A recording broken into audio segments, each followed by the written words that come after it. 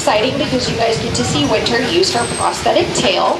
So we are going to be placing that on Winter. It's made of 3 different pieces. So right now Abby is putting on the sleeve or the sock. That's the white piece that you see her rolling onto Winter's peduncle. So Winter has the long portion of the dolphin's tail. So if you look at a dolphin's tail, they have that dorsal fin on their back, and then they have the really long part that goes all the way down, and then they have those 2 triangular fins at the very end, and those fins are called the flukes. And that's the part that Winter does not have.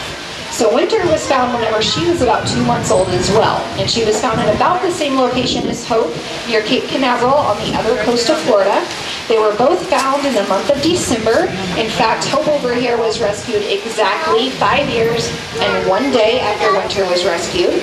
And Winter over here was found entangled in the ropes of a crab trap.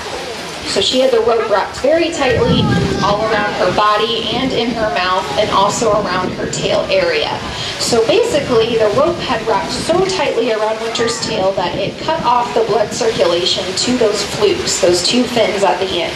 So if you've ever taken a rubber band and wrapped it around your finger will start to turn purple, and that's because you've cut off blood flow to that area. And if you leave it that way for a long period of time, the tissue in that area will begin to die. So Winter's tissue in her tail began to die and slowly fall away from her body.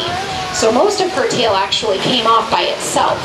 But we did make a small surgical procedure once it reached a certain point, because Winter had not only lost her tail flukes, but she also lost several of the vertebrae in her spine. Those are the bones in the spine.